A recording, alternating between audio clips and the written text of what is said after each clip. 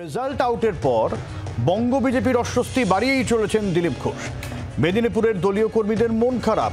তারা ভাবছেন তিনি সেখানে দাঁড়ালে ভোটে জিততেন। পার্টি দায়িত্ব দিক কি না দিক, দিলীপ ঘোষ কর্মীদের সঙ্গে দেখা করতে যাবে এমনই মন্তব্য তার। যেখানে যাক, দলের অনুমতি নিতে হবে। প্রতিক্রিয়া বিজেপি রাজ্য সভাপতির। অয়ন ঘোষাল রয়েছেন আমাদের প্রতিনিধি আমাদের সঙ্গে। কোন জায়গায় এই দিলীপ ঘোষের সঙ্গে রাজ্য বিজেপির একটা তরজার জায়গা তৈরি হয়েছে, সেটা কোন জায়গায়?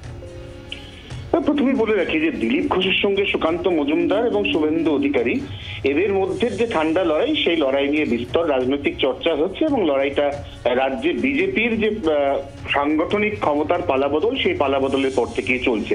কিন্তু নির্বাচনে পরাজয়ের পরে দিলীপ ঘোষ যখন কলকাতায় ফিরে এলেন গণনার দিন রাতে, তার পরের দিন সকাল অর্থাৎ গতকাল এবং আজ সকাল তিনি উপর্যুপরি কার্যত একের পর এক বিস্ফোরক মন্তব্য করেই চলেছেন। এবং যার প্রত্যুত্তরে আজকে সুকান্ত মজুমদার ঠাড়ে ঠোড়ে বুঝিয়ে দিয়েছেন যে সুকান্ত মজুমদারই এই মুহূর্তে বিজেপির কেন্দ্রীয় নেতৃত্বের নির্বাচিত রাজ্য সভাপতি এবং দিলীপ ঘোষকে যদি তার কথা অনুযায়ী একদম রাজ্যের প্রত্যেকটি প্রান্তে গিয়ে বিজেপি কর্মীদের মনোবল বাড়াতে হয় বা যোগাতে হয়, তাহলে কথা বলে যেতে হবে, কোঅর্ডিনেট করে যেতে হবে এবং যাতে দুজনের মধ্যে কোনো একটি জেলা সফরকে কেন্দ্র করে আবার নতুন করে কোনো ক্ল্যাশ অফ ইগো তৈরি না হয়, সেই জন্যই কিন্তু আগাম জানিয়ে তবেই দিলীপ ঘোষের যাওয়া উচিত, এরকম মন্তব্য করে কার্যত বিতর্কে আরো উস্কেই দিয়েছেন সুকান্ত মজুমদার।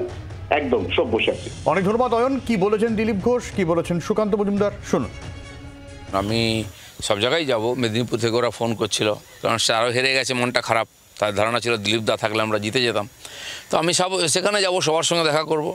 বর্ধমানে আমি লড়াই করেছি, আমার কর্মীরা সঙ্গে ছিলেন, সেখানেও সমস্যা হয়েছে। কাল রাত্রেবেলাও রাত অবধি ফোন এসছে, অনেক জায়গায় ঢিল মারা হচ্ছে, বাড়ি ভাঙা হচ্ছে, কর্মীদের মারা হচ্ছে। আমি সেদিন 8টা অবধি ছিলাম, দেখে এসেছি। কালকেও রাত্রেও তাই চলেছে। বর্ধমানেও যাব আমি 16 তারিখ। বর্ধমান আমার মেদিনীপুর নয়। আমি রাজ্য সভাপতি হিসাবে পুরো প্রদেশে ঘুরতাম, সব জায়গায় সমস্যার সমাধানে ছিলাম, লড়াইয়ের জবাব দিতাম। সে আমার ভূমিকা থাকবে। পার্টি আমাকে দায়িত্ব দিক বা না দিক, আমি যতদিন রাজনীতিতে থাকবো কর্মীদের সঙ্গেই থাকবো।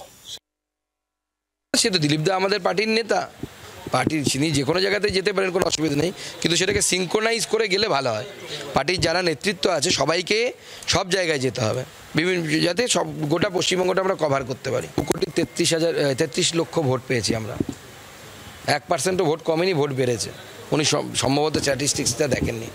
সিট আমরা কমে গেছে, হয় এরকম অনেক সময়। দেখুন, পার্টি অনেক সময় সিদ্ধান্ত নেয়, সিদ্ধান্ত ক্লিক করে না। সময় দিলীপ যখন রাজ্য সভাপতি ছিলেন, আমরা 19-এর সফলতার পর 3টে উপনির্বাচন হেরেছিলাম, তার মধ্যে খড়গপুরটাও ছিল, তখনও ক্লিক করেনি। তো মাঝে মাঝে হয় ক্লিক করে না, আমরা যেটা ভাবি সেটা কাজ করে না। আমরা ভেবেছিলাম দিলীপদা জিতে চলে আসবেন, দিলীপদার উপরে আমাদের ভরসা ছিল, কিন্তু দুর্ভাগ্যবশত মানুষ কীর্তি আজাদকে ভোট দেয়। বাংলার আওয়াজ, বাঙালির আবেগ, জি 24 ঘন্টা।